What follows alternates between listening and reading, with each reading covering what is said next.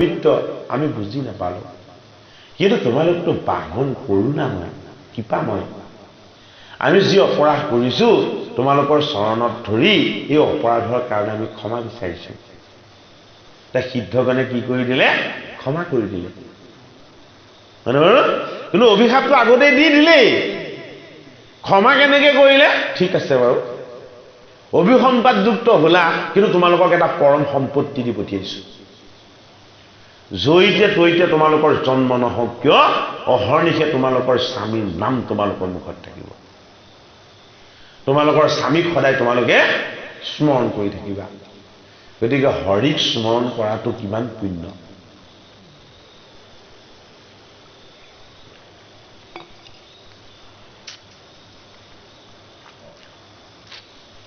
সেইটো দিলে আকৌ কাৰেণ্টটো যায়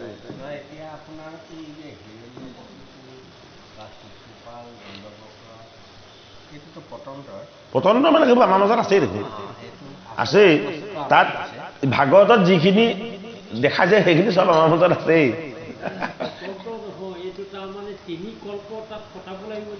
নহয় নহয় নহয় নহয় তেখেতে কোৱা কথাটো আপুনি কোৱাটো কথা নহয় তেখেতে কৈছে ভাৱজনাই কৈছে যে এই কথাখিনি আমাক লোক সমাজক শিক্ষা দিবৰ কাৰণে কৰিছে তেনে এটা উদাহৰণ আমি যাতে খুব ভক্তিৰ ক্ষেত্ৰত সংস্কাৰবান হ'ব পাৰোঁ সাৱধানী হ'ব পাৰোঁ হীৰা মূৰ পদ জলহৰে সমেতি জগত এই পবিত্ৰ কৰয় সৈতে পৰম পাপত এই হেনময় শিৰে ধৰো বিপদ ধূলা এ আনুকালে ক্ষমা নকৰিবে সম্বাদ এ আৰু বিপ গুৰু অনাথৰ পানিছয় তা সম্বাক যিটো ভিন্ন কৰিয়া দেখয় সগুণৰ আকাৰ যতে কদুত ছয় থুতে হানি জমথানে তাহাক মাৰয় যদি বাবা মনৱাতি ভস্ম নকৰয় এত ভোজা ৰচিতে আতি আনন্দ মিল এ বাসুদেৱ বুদ্ধিয়ে পূজয় ভক্তি ভাৱে কৰজোৰে মৃদু ভাৱে বচন বিনাৱে মই যেন তোমাক কৰো তুতি নতি এতেবে তোৰা মোক বয়স কৰিলা সম্প্ৰতি হে সিদ্ধগণ তোমালোকৰ পবিত্ৰ চৰণৰ ধূলি মই শিৰত লৈ শুদ্ধ তা এই যে কথাষাৰ কৈছে ঈশ্বৰে কিয় কৈছে আমাৰ প্ৰত্যেকৰে লগত আত্মাৰো ঈশ্বৰ আছেনে নাই হা প্ৰত্যেককে চলাই থকাজন আত্মা ঈশ্বৰী হয়নে নহয় হয়নে মহাহৰি তেওঁ যিদিনাখন এই দেহটো এৰি দিব সেইদিনাখনেই ই কি হ'ব মৃতদেহ হ'ব হয়নে তেওঁ থকালৈকে ইয়াক কি বুলি কোৱা হয় শৰীৰ বুলি কোৱা হয় তেওঁ এৰি দিলে ইয়াক কি বুলি কোৱা হয় সদেহ বুলি কোৱা হয় সবদেহ বুলি কোৱা হয় হয়নে গতিকে সেইজন ঈশ্বৰে কি বিচাৰে আমাক যিজনে চলাই আছে আত্মাৰ ৰূপত সেইজন ঈশ্বৰেও ভকত ভগৱন্তৰ সংগ বিচাৰে ভকত ভগৱন্তৰ সংগত কি লাভ হয় ভগৱানৰ অমৃত লাভ হয় তেনে ভকত বৈষ্ণৱক যদি আমি শ্ৰদ্ধা আৰু ভক্তি কৰিবলৈ আমি অভ্যাস কৰিছোঁ এয়াহে হৰি ভক্তি মানে বাৰু যে নেদেখাজনক শ্ৰদ্ধাটো কৰিব লাগিবই কিন্তু দেখাসকলৰ প্ৰতি অত্যন্ত শ্ৰদ্ধা ভক্তি আমাৰ থাকিব লাগিব সেইটো কাৰণে ভগৱন্ত প্ৰভুৱে কৈছে যে তোমালোকৰ দৰে শুদ্ধ পবিত্ৰ ব্ৰাহ্মণৰ চৰণৰ ধূলি মই শিৰত লৈ মই নিজক শুদ্ধ কৰোঁ মোৰ উদৰত যিমান ব্ৰহ্মাণ্ড আছে তোমালোকৰ দৰে ভকত বৈষ্ণৱৰ চৰণৰ ধূলি পৰিহে সেই ব্ৰহ্মাণ্ডবিলাক শুদ্ধ হয়। এনে শুদ্ধ ব্ৰাহ্মণক যদি মোৰে দ্বাৰপাল হৈ যদি তোমালোকক অপমান কৰে, তোমালোকক যদি ব্যক্তাঘাত কৰে, তোমালোকক যদি কটু বাক্য প্ৰয়োগ কৰে, তেতিয়াহ'লে তেওঁলোকে মোকেই কিমান কষ্ট দিছে সেইটো তোমালোকে এবাৰ অনুভৱ কৰা। তোমালোকে যিমান কষ্ট পাইছা মোৰ পীড়া তাতকৈ বেছিহে হৈছে, উচিত কৰিছা তোমালোকে। এওঁলোক দুজনক যে তোমালোকে অভিশাপ দিছা শুদ্ধ বিচাৰ হৈছে, তোমালোকৰ কোনো সিদ্ধ হোৱা নাই, হে সিদ্ধগণ। ভগৱন্ত প্ৰভুৱে 4 সিদ্ধক অভিনন্দা কৰিছে। হে ৰাম, হে বাসুদেৱ বুদ্ধিয়ে পূজয় ভক্তি ভাৱে, কৰজোৰে মৃদু ভাৱে বচন বিনাৱে, হে মই যেন তোমাৰ শাক কৰো তুতি নতি, হে তেবে তোৰা মোক বৈশ কৰিলা সম্প্ৰতি, এতেকে মোহৰনো বজিয়া অভিপায়, তোমা শাক ইটো দুই কৰিলে অন্যায়। মই যে তোমালোকক শ্ৰদ্ধা কৰো, ভক্তি কৰো, মই যে হৃদয়ত তোমালোকক উপাসনা কৰো, মোৰ দ্বাৰপাল দুজনে সেইটো নেজানে। মোৰ দুৱাৰত দুখীয়া হৈ থাকিলেও মোৰ উপাসনীয় ঈশ্বৰ কোন তেওঁলোকে জনা নাই। গতিকে সেই সিদ্ধগণ মই সেইটো দেখাবৰ কাৰণে আজি এয়া লীলা কৰিলো। তোমালোক ভকত বৈষ্ণৱসকল কোন? মোৰ হৃদয় মন্দিৰৰ দেৱতা। কোনে নেজানে সেইটো কথা? জয় বিজয়ে নেজানে, হয়নে? তেওঁ স্বামীকে জগতৰ দেৱতা বুলি কথাই ভাবি আছে। এই স্বামীৰো যে এজন দেৱতা আছে, যিজন দেৱতা হল ভগৱন্তৰ ব্ৰহ্মময় ব্ৰাহ্মণ ভকত বৈষ্ণৱ সমস্ত। আমাক প্ৰকৃত ঈশ্বৰ পৰিচয়টো দিছিলে নাই বাৰু ভাগৱত শাস্ত্ৰত, হয়নে? গতিকে আমি মায়াময় ভকতি কৰিলে নহব, গুণময় ভকতি কৰিলে নহব, নিৰ্গুণ ভকতি কৰিব লাগিব। নিৰ্গুণ ভকতিটো কি? সমস্ত প্ৰাণীক দেখি বেক আত্মসম, হিতাৰ অনুৰূপ গতি পাওক এতিখন, কিন্তু তোমা হাতয়ে একো কৰহো প্ৰাৰ্থনা, অল্পকালে ইটো পাপ সমাপতি হওক, পুনু ইটো দুই মূৰ থানক আশুক, এই অনুগ্ৰহ মোক কৰা মুনিগণ, নিশ্চয় কৰি কহো মোৰ ভক্ত হে জীৱন। এই মুনিগণ, তোমালোক ব্ৰহ্মময়, মোৰ কাৰণে তোমালোক ঈশ্বৰ তুল্য। তোমালোকৰ ওচৰতো মোৰ এটা নিবেদন আছে, বোলে কি? ভকতি মোৰ প্ৰাণ, মোৰ চৰণ সেৱা কৰা। এই জয় বিজয় বেছিদিন যাতে মৰ্ত্যত গৈ থাকিব নেলাগে, তোমালোকে সেই কৃপাটো কৰা। সেই নিশ্চয় কৰি এই এতেকে বলিয়া মৌন ভৈলা কৃপা মই, ভাগৱত কথা শুনি কন ৰচয়, যিটো পূৰ্ণ ব্ৰহ্ম কৃষ্ণ লক্ষ্মীৰ নায়ক, দেখা কেনে মান্য কৰিলে ব্ৰাহ্মণ। জগতৰ নায়ক হৈও কৈছে আমাক শাস্ত্ৰভাগত, চাই লোৱা এইজন মহাহৰিয়ে ব্ৰাহ্মণক কিমান শ্ৰদ্ধা কৰে। শুদ্ধ ব্ৰাহ্মণক দেই, যিসকল নিষ্কাম ভাৱনাযুক্ত।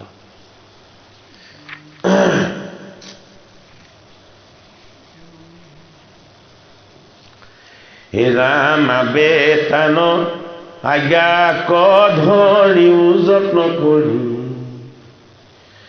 নিৰন্তৰে নৰে ডাকি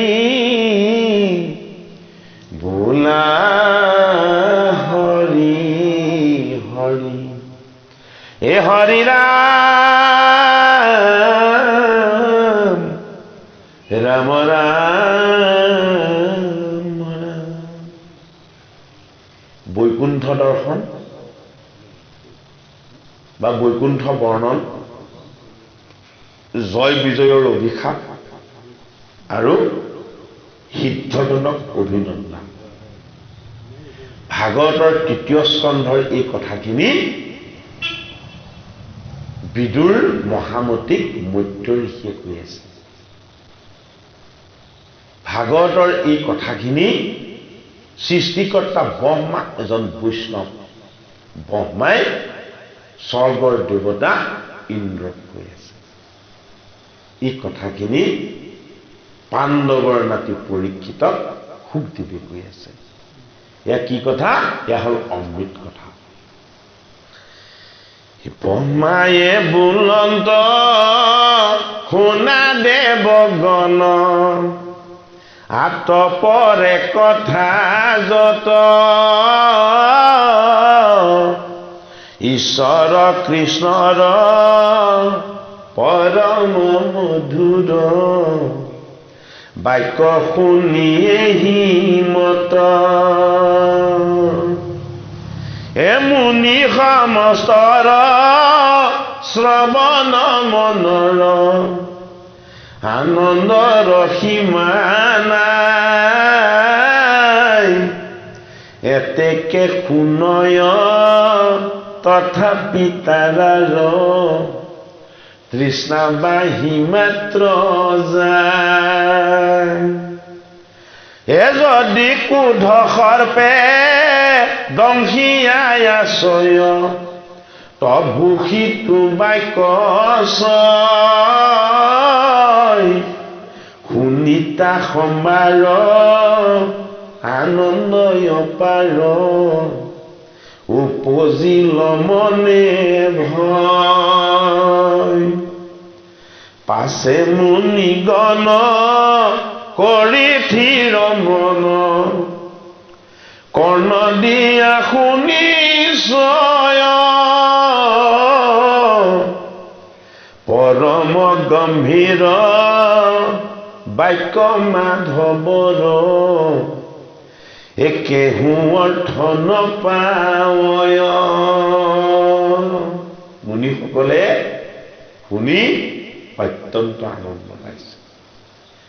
পৰম প্ৰভুৱে তেওঁলোকক অভিনন্দন কৰিছে যে মোৰ ভকতি প্ৰাণ, ব্ৰাহ্মণী মোৰ প্ৰাণ, তোমালোক আহি মোৰ এই ঠাইকণ বেছি পবিত্ৰ আৰু শুদ্ধ কৰিলা।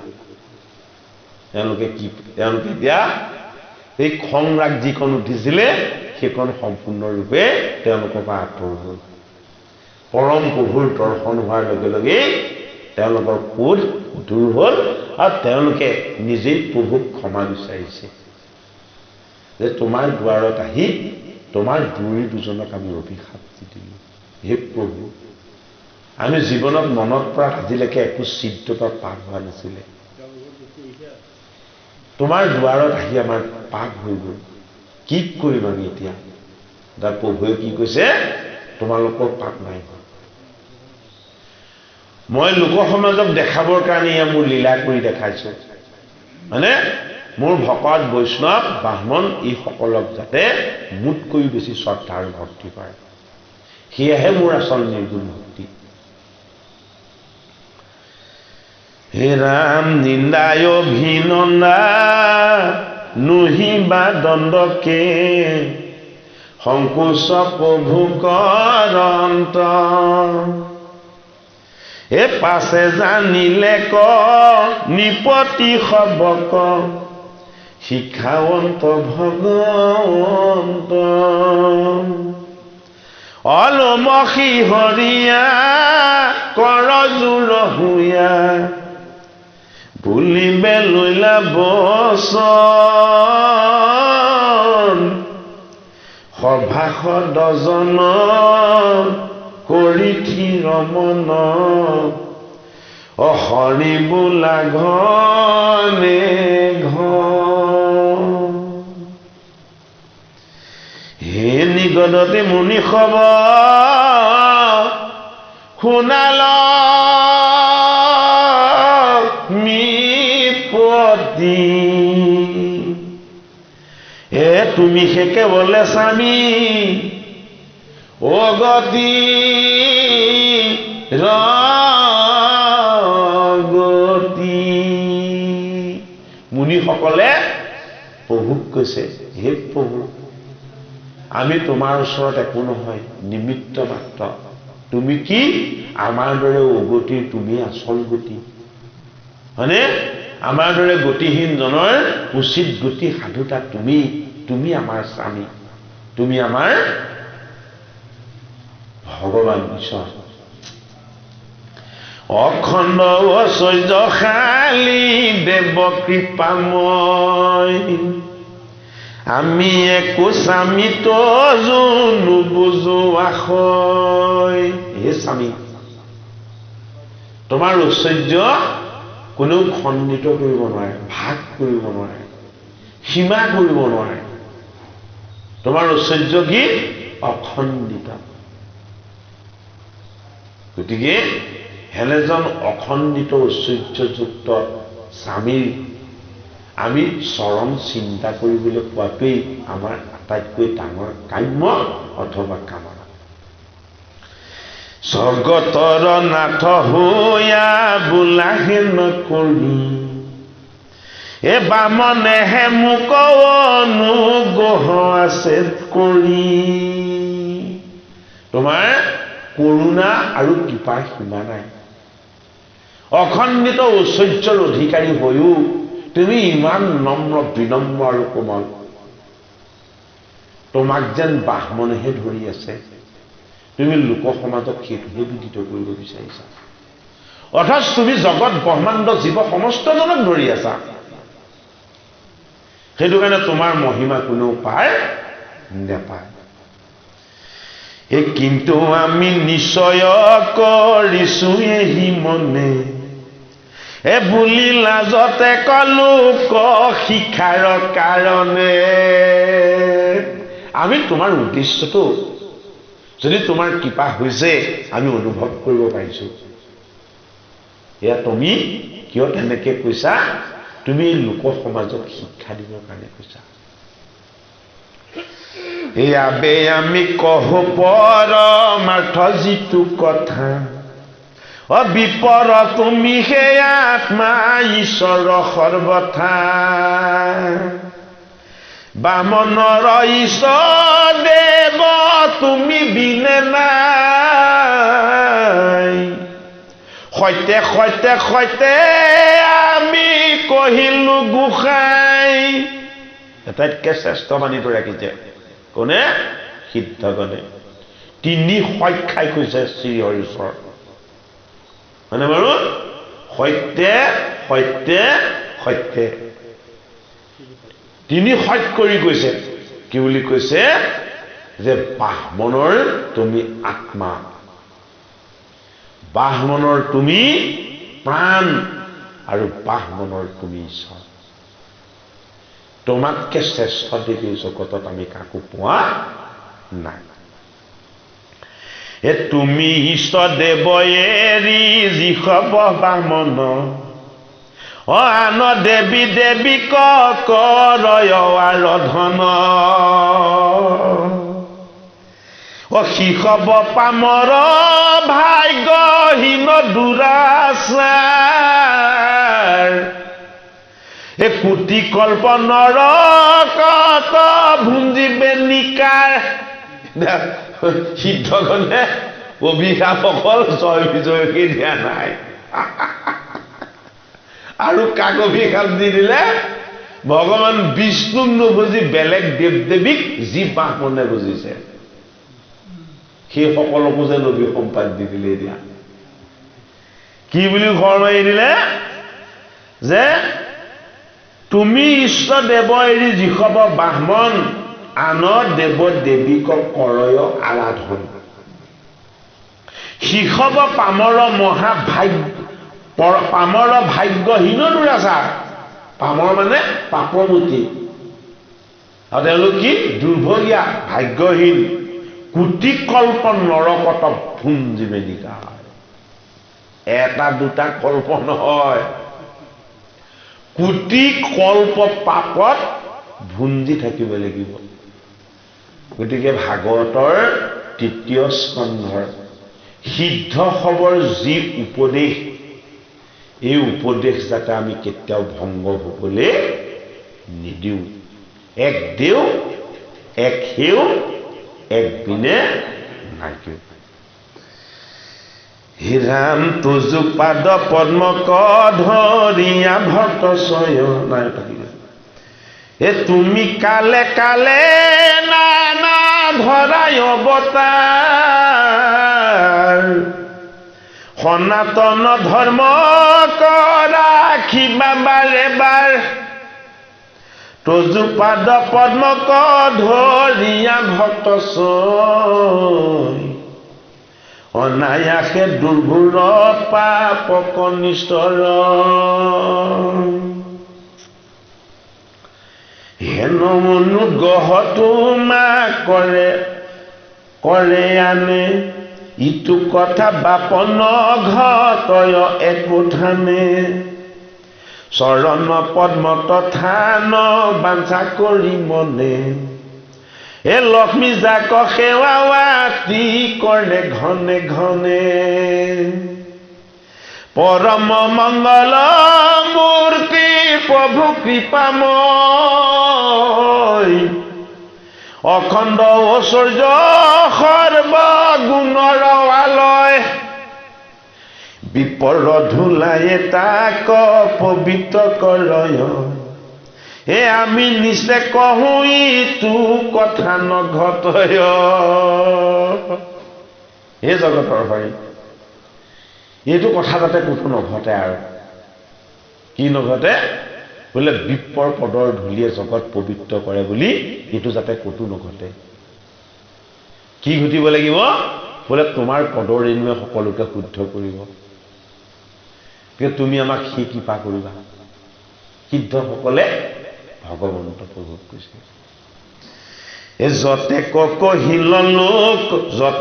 কহিলা লোক শিক্ষাৰ কাৰণ তোমাক কিঞ্চিত কোনো নাহি নাৰায়ণ এয়া তোমাৰ নিৰ্গুণ নাৰায়ণৰ আচলতে আত্মবিশ্বাসযুক্ত তত্ত্ব নহয় এয়া কি এয়া লোক সমাজক তুমি দেখুৱাবৰ কাৰণে দিয়া এক গভীৰ ৰহস্য শিক্ষা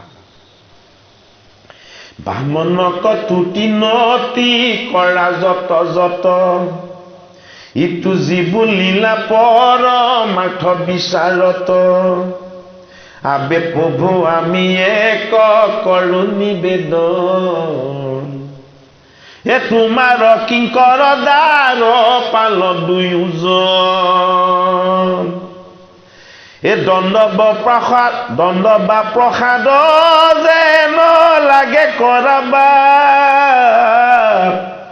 এ নিশ্চয় আমাখাৰ কিছু নাহি মনতা কিন্তু এই মাত্ৰ দুখ আমাখাৰ মনে হে অনা দুখে ভক্তক সপিনো কাৰণে এতিয়া সিদ্ধগণে স্বামীৰ ওচৰত জিকত কৰিছে যে এনেই অকাৰণে আমি তোমাৰ পাইসত্ৰজনক অভিসম্পাদ দিলোঁ হে প্ৰভু আমি বৰ ডাঙৰ অপৰাধ কৰিলোঁ আমাৰ এই অনুশোচনাটো মনত থাকি গৈছে এতিয়া প্ৰভুৱে সিদ্ধগণক ক'ব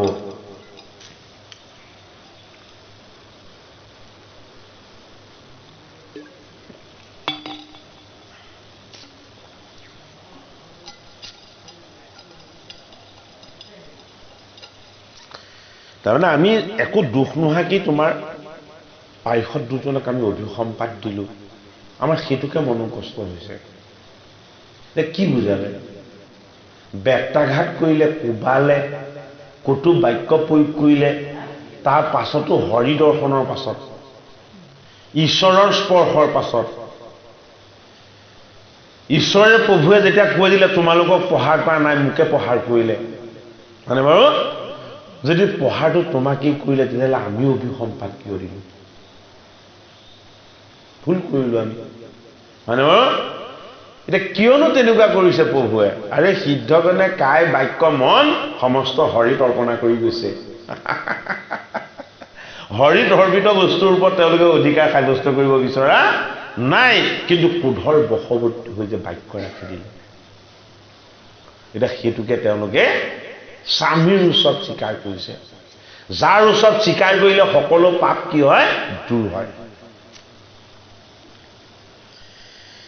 এই শুনি ভগৱন্ত দেৱ নিগদতি, এ মুনি সব মনে দুখ এৰিও সম্প্ৰতি।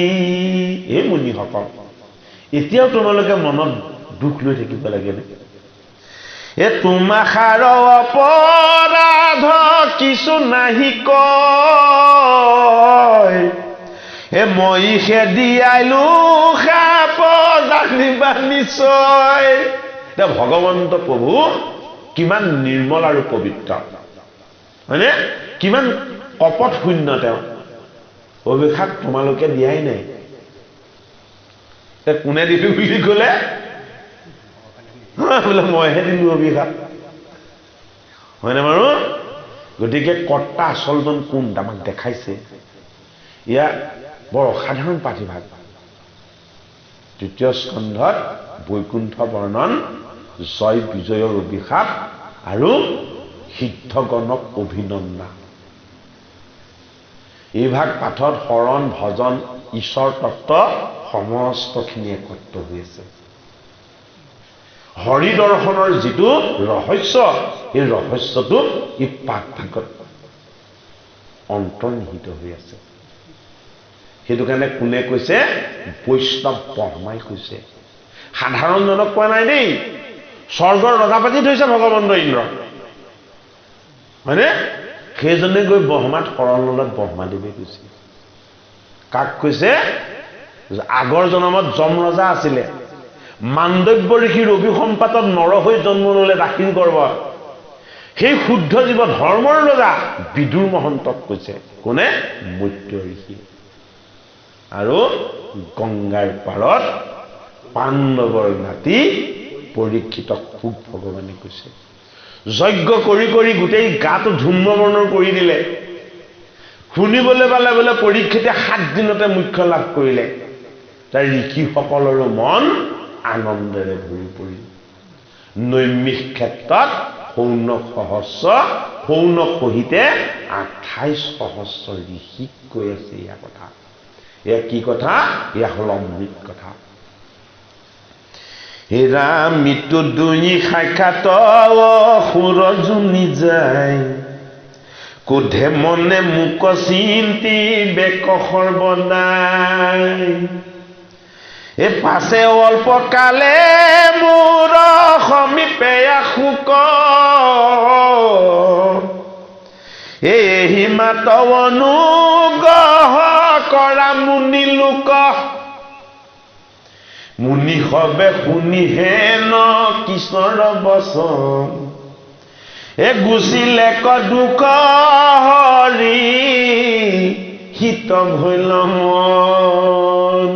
তেওঁলোকৰ মন আনন্দেৰে ভৰি পৰিল। কিয় আনন্দেৰে ভৰি পৰিল? যে আমি জন্মৰ পৰা আজিলৈকে কাকো কটু বাক্য কোৱা নাই, আমি কাকো অভিসম্পাত দিয়া নাই। এই বৈকুণ্ঠপতিৰ চৰণ দৰ্শনৰ কাৰণে আহি আমি ইয়াত অভিসম্পাত দি দিলোঁ। আৰু আমাৰ স্বামীয়ে কি বুলি কৈছে? বোলে তোমালোকে দিয়া নাই, মই দিছোঁ। স্বীকাৰ কৰি দিছে। তেওঁ কি কৰিছে? ভকতক তেওঁ দেখাইছে যে তোমালোকে যদি মোক কায় বাক্য মন সমস্ত অৰ্পণা কৰি তোমালোকে যদি কাৰ্য কৰিছা, তোমালোকৰ কেতিয়াবা অজানিতে যদি কিবা পাপো হয়, সেই পাপৰ কাৰণেও তোমালোক ভাগি নহয়। কিয়? তোমালোক একান্তভাৱে মুঠ শৰণাপন্ন। আমাক সেই শিক্ষাও দিছে। খালি ইচ্ছাকৃতভাৱে আমি ভুল কৰিব নালাগিব। অনিষ্টাকৃত ভুল এই প্ৰেম তলুতক বহে ধাৰাই এখবাৰো এই পদক্ষিণে কৃষ্ণক কৰিলা নমস্কাৰ এই কীৰ্তঞ্জলি কৰি নুইগা লৈলা মাগি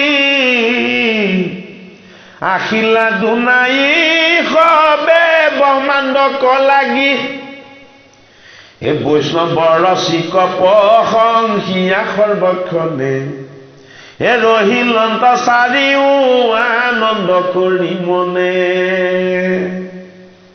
পাছে দুয়ো ভাতিক মাতিলা কৃপা মই যায়ো তোৰা সবে কিছু নকৰিবা ভয় এ দিলো আশীৰ্বাদ হওক দুহানে কুশল ঈশ্বৰে এই ভূমিভাগলৈ নামি আহিবৰ সময়ত দুহাত দাঙি আশীৰ্বাদ দি পঠিয়াইছে কি বুলি তোমালোকৰ কেতিয়াও মংগল নহয় কুশল হ'ব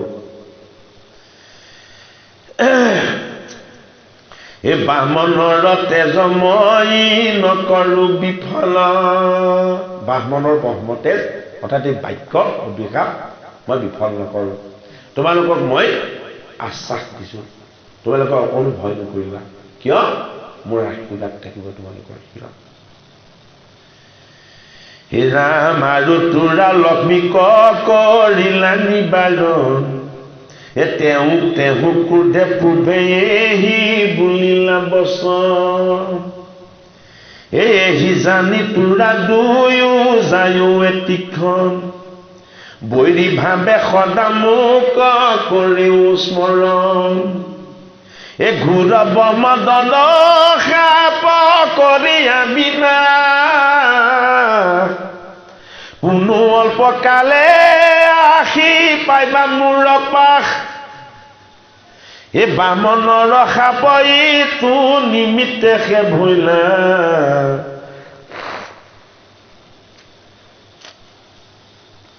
হে তোমাৰ আমাৰ কীৰ্তি জগততে ৰৈল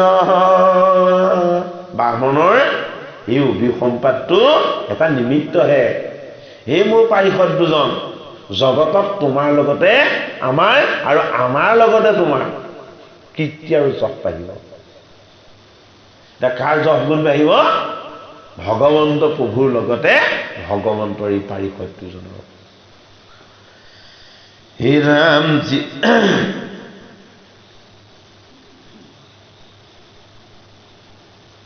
এহিমতে দুয়ো দেখিয়া ভগৱন্ত হে নিজ গৃহে যায় পাছে প্ৰৱেশ ভৈলন্ত বামনৰ সাপে দাৰ ভাল দুইজন এ বৈকুণ্ঠৰ সিংহত ভৈলাতে তীক্ষ্ণ নিজ থান হৈতে দুয়ো খহিয়া পৰিল হে মহা হাহাকাৰ সবে শব্দ উঠলিল সিদ্ধগণ মৰ্ত্যলৈ নামি অহাৰ লগে লগে তেওঁলোক দুজনৰ চতুৰ্ভুজ ৰূপ সকলো অন্তৰ্নিহিত হ'ল আৰু দুইজন বৈকুণ্ঠ কামতে ঢুলি পৰিল চাৰিওফালে হাহাকাৰ লাগিল সেই দুজনে আহি কশ্যপৰ বীৰ্য বিপৰীত বুলি কৈছে প্ৰভুৰ লীলাক সহযোগ কৰে কোনে এই কশ্যপ এজন ব্ৰাহ্মণ তেওঁ ভাৰ্যা দিতিৰ গৰ্ভতে এই দুজনে প্ৰথম আহি স্থিতি হৈছে এই বিমানৰ হন্তে চাই আছে ভক্ত যত এ মিলিল পৰম দুখ সবাৰো মনত শুনা পুত হব কিছু যুগুতি এ বৈকুণ্ঠৰ ভক্ত জীৱা হেতু ভৈল পাক যদি সনকাদিৰ নাহিকে কোধ মন পাৰিষদ নকৰে বিপক নিবাৰণ ভগৱন্তক ভক্তক নকৰা পৰিহাৰ বৈকুণ্ঠবাসীৰ পুনু জন্ম নাহিয়াৰ তভূতা সম্বাৰ সবে শুনিও কাৰণ কদাচিতো কৃষ্ণৰ যুজিতে ভৈল মন বিচাৰি চাহিয়া অল্প বলৱান যত সমবলে পাৰি সদে নকৰে ইমত এতেকে বিপক সিস্থানক নিয়া হৰি কুদত ওলাই সাপনি আইলন্ত চল কৰি দেৱতাসকলক কৈছে যে সেই দেৱতাসকল বিপ্ৰসকলক চন্দন তুলসীৰ সুগন্ধিয়ে তালে নি মহাহৰিয়ে এয়া লীলা কৰিম বুলিহে কৰিছে বোলে কি মই মৰ্ত্যলৈ গৈ যুঁজি চাম অকণমান মোৰ বল বিক্ৰম জগতক দেখাম আৰু মোৰ বল বিক্ৰম সহ্য কৰিব পৰা জীৱ এই মৰ্ত্যতনো কোন আছে নাই সেইটো কাৰণে বৈকুণ্ঠৰ পাৰিষদ দুজনকে নি ল'ব লাগিব বৈকুণ্ঠপতিৰ লগত যুঁজিবলৈ অকণমান শক্তি কাৰণ বৈকুণ্ঠপতিৰ সৈতে ৰূপ একেই নহয় জানো অলংকাৰ একেই নহয় জানো হয়নে বাৰু গতিকে শক্তি সামৰ্থ্য বৈকুণ্ঠপতিৰ সেইখিনিৰ লগত হৰিয়ে লীলা কৰি তেওঁ গুঞ্জ সেই জগতত প্ৰচাৰ কৰিব হে জানি তোমাৰা বিস্ময়েৰা আত এই অঘটন ঘটে আহি কৃষ্ণৰ ইচ্ছাত পাছে সেই বিষ্ণুৰ হৰি দুইজন কশ্যপৰ বীৰ যে আহি ভৈল উত্তাপনা দ্বিতীয় গৰ্ভতে হে সন্ন্যাত অৰ্পিল সেই তোমাক আৰু সবে তেজবি নাখিল পচন্দ চৱাল বাহে দ্বিতীয় গৰ্ভত তোমাক আৰু দুখ আৰু হৈব নামত আতই একো প্ৰতিকাৰ কৰিতে নপাৰি জাতো আবে আজ্ঞা কৰিছে মুৰাৰী যদি বোলা তবু কিছু চিন্তিব পাই এটা বেটাৰ হেতু কহো মনে অবগাই তোমালোকক শিক্ষা দিম বুলি হৰিৰ গুঞ্জ প্ৰচাৰ কৰিম বুলি হৰিৰ ইচ্ছাতে এয়া হৈছে তোমালোকৰ বহুত দুখ কষ্ট হ'ব সেই দেৱতাসকল তথাপিতো এই দুখ কষ্ট অকণমান পাতল কৰিবৰ কাৰণে যদি তোমালোকে ইচ্ছা কৰা মই অকণমান তোমালোকক পৰামৰ্শ দিব পাৰোঁ হে জগতৰ সৃষ্টি স্থিতি লয়ৰ কাৰণ যিটো আদ্য দেৱ ভগৱন্ত নাৰায়ণ যোগেশ্বৰ সবুজাৰ নপাৱয়ন্ত সেই প্ৰভু আমাৰ কুশল চিন্তিবন্ত কিছু বিচাৰিবে আৰু নালাগে আমাৰ অনাথৰ নাথ আছা জগত আধাৰ এটা নপাৱে কৰা মাত্ৰ শুনি ভকতি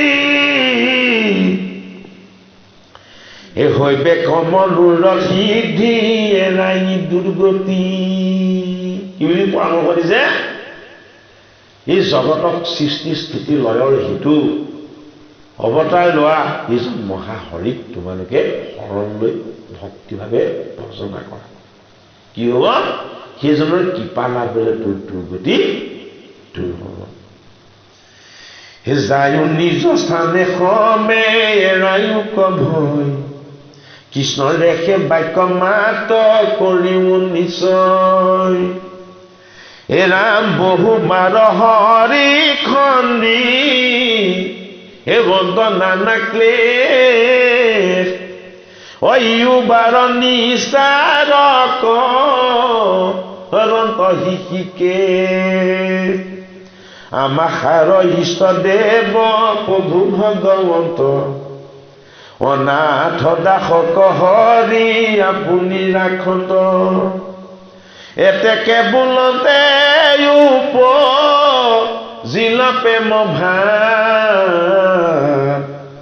হে মুনে ৰহিলন্ত বিধি স্মৰি হৰি পাওঁ কি বুলি কৈছে ইন্দ্ৰ দেৱতা হবক হে দেৱতা সমস্ত মহাহৰি বা মহাহৰিৰ চৰণ চিন্তা কৰি তেওঁ কি সমস্তখিনি অৰ্পণা কৰি তোমালোক এটা নিজৰ স্থানলৈ যোৱা হৰিক যদি শুদ্ধভাৱে ভক্তি কৰা কৃপাময় হৰিয়ে তোমালোকৰ দুখ নিবাৰণ কৰিব আৰু এই বুলি কৈ ব্ৰহ্মাদেৱে মৌন হৈ মহাহৰিৰ চৰণ চিন্তা কৰিবলৈ লৈছে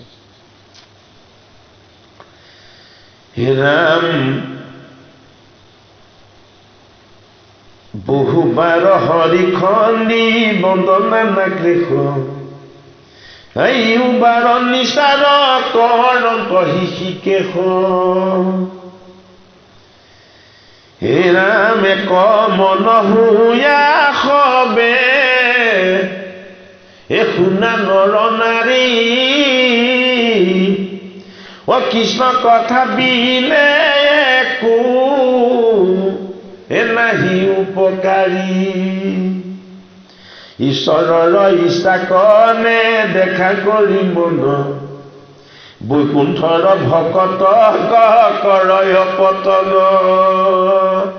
আমাক কি কৈছে ঈশ্বৰৰ ইচ্ছাটো অনুভৱ কৰিবলৈ কৈছে তেওঁৰ ইচ্ছা হলে বৈকুণ্ঠৰ পাৰিষদকো তললৈ সহায় পঠিয়াব পাৰে এতিয়া আমিতো আৰু কলিৰ মনুষ্য নহয় জানো বাৰু আমাক কি দুৰ্গতি কৰিব পাৰে তাৰ সীমা সংখ্যা নাই এতেকে আপোনাৰ ইচ্ছা সবে পৰি হৰি বান্ধৱ কৃষ্ণক মাত্ৰ ভজা যত্ন কৰি এতেবে হৈব অল্পতে এখন তুষ্ট কৃপাময়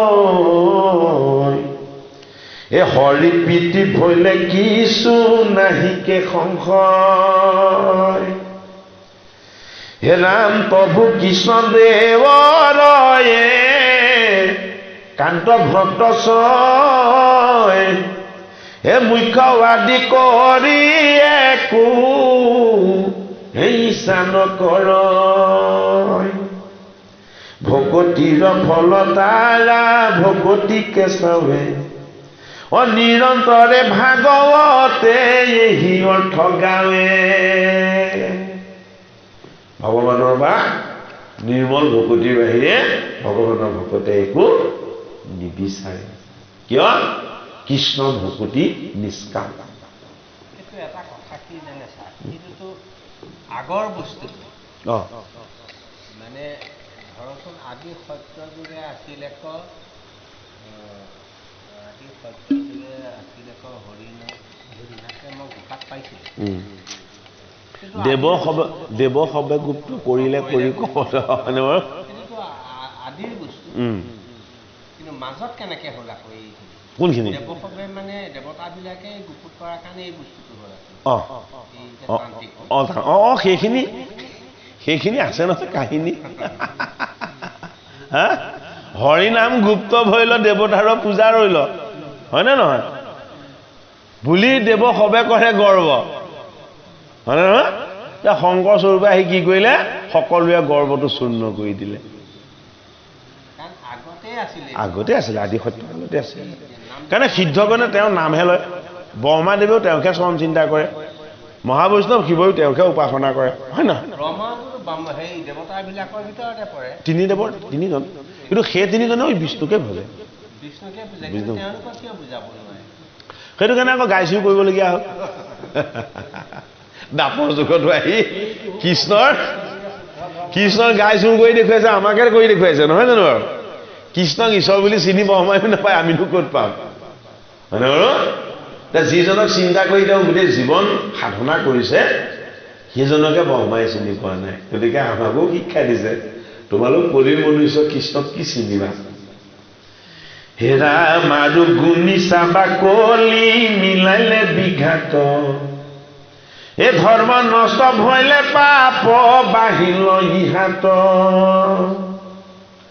এ জানি ধৰ্মে কৰ্মে কিছু নকৰি যতন এ সৰ্বক্ষণে কৰিও শ্ৰৱণ কীৰ্তন বৈষ্ণৱৰ নিজ দাস গোপাল চৰণ কৰয় কাকুতি শুনি সৰ্বজন আত্মাৰ কুশল চিন্তি সাধা নিজ কাম অসুধি হবিশ্বাস কৰি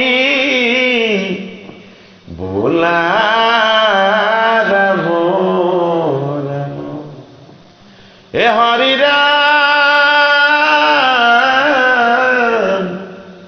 ৰাম ৰাম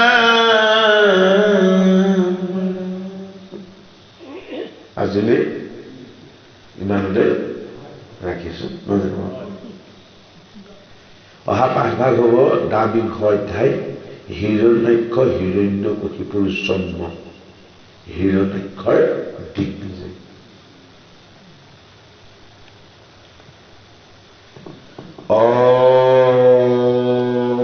হৰি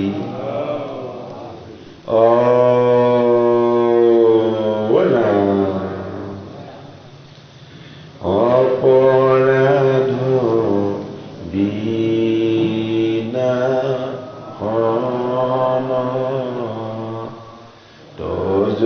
নাম নাৰায়ণ জানি নামে পখিলো শৰণে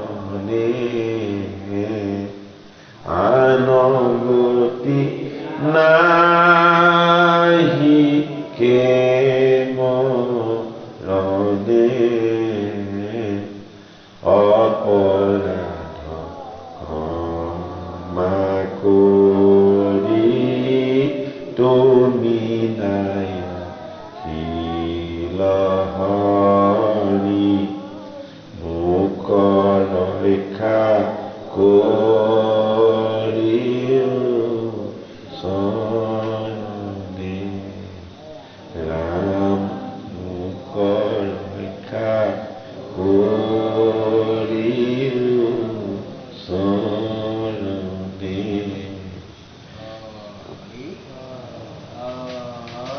অসীমত শংকৰ